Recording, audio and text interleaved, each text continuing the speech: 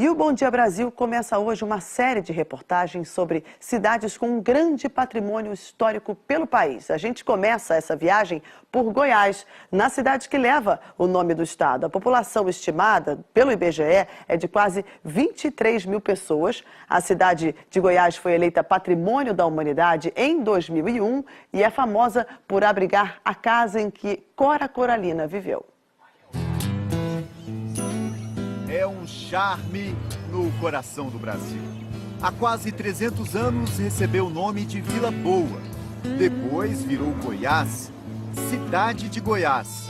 Ou, como muitos também chamam, Goiás Velho. Em um dos pontos mais altos da cidade está o Museu das Bandeiras, que conta a chegada dos bandeirantes vindos de São Paulo no século XVIII, em busca de ouro. No prédio já funcionou uma cadeia, uma espécie de presídio de segurança máxima para a época. Olha só a espessura da parede dessa cela. Ela tem 1,40 m. E o réu, depois de condenado, ele não entrava por essa porta aqui não, ela nem existia. Ele vinha por esse alçapão, descia as escadas e aqui embaixo começava a cumprir a pena. Uma curiosidade. Os historiadores não encontraram registros de fuga da cela, que ainda tinha revestimento de madeira no piso e paredes. O revestimento em madeira servia para reforçar ainda mais essa parede que já era tão larga. Normalmente, em outras casas de cama e cadeia, nesse segmento, as paredes são feitas de pedra. E aqui é uma das poucas que a gente conhece que é feita em madeira. Às margens do Rio Vermelho está a casa da moradora mais ilustre da cidade, a escritora Cora Coralina. O que você está achando dessa casa? É bonita e antiga. Mas tudo muito bem conservado. Móveis e objetos estão do jeito que a poetisa deixou antes de morrer, aos 95 anos, em 1985. Cora veio também, né, do século passado, né? Como ela diz, sou a geração ponte entre a escravidão e a república. Uma mulher que só teve o 3º ano primário e hoje tem 16 livros publicados. Na velha Casa da Ponte, os poemas de Cora estão nas paredes, na bica d'água e na fumaça da cozinha. Nesta casa, Cora passou a infância e a adolescência.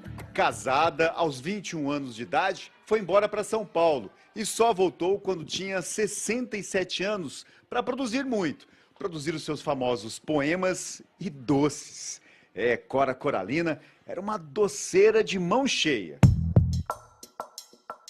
Em dezembro de 2001, a cidade se tornou Patrimônio Mundial da Humanidade e teve pouco tempo para comemorar. Dias depois, uma enchente arrastou dezenas de casarões e igrejas. Diante dos moradores, paredes desabaram. Construções inspiradas na arquitetura europeia viraram escombros cobertos de lama. A força da água também destruiu ruas de pedras. Nem livros escaparam. Monumentos também foram levados pela água, entre eles a Cruz do Anhanguera, considerada símbolo da cidade. Hoje os restos da cruz estão guardados e uma réplica foi colocada no lugar. Um grande mutirão de moradores e especialistas em restauração ajudou a reerguer o centro histórico. E uma enchente não é a única ameaça. Uma das cidades mais antigas do Brasil Central também luta contra a ação do tempo, para não apagar tantas memórias. Recentemente, outros 6 pontos históricos foram reformados. Entre eles, o casarão onde funciona a prefeitura, o primeiro cine-teatro da região centro-oeste do país e o mercado municipal. O que o patrimônio faz parte da vida das pessoas, faz parte desse cotidiano, e isso sim vai fazer com que a gente tenha a efetiva preservação do patrimônio cultural brasileiro. A culinária também é um patrimônio da antiga capital de Goiás. Quem visita a cidade praticamente tem que experimentar o bolinho de arroz, um bolinho doce. Ou então o famoso empadão goiano, grande, reforçado, praticamente substitui uma refeição. E ainda tem um suco, parece de laranja, mas é suco de cajazinho. O cajazinho é uma fruta típica da região, com um bolinho de arroz. Surpreende. Uma das igrejas mais antigas da cidade também virou museu, onde estão quase 900 peças de artistas locais. Entre eles, o escultor barroco Veiga Bari. Tia Tó é uma espécie de guardiã de toda essa relíquia. O grande objetivo desse museu é conservar em Goiás um pouco que nos restava da arte sacra religiosa.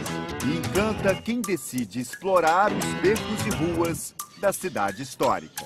E aí você chega a voltar um pouco no tempo e fica tentando meio que reviver, tentando descobrir como é que era a vida aqui, cara. Bastante interessante, muito bom.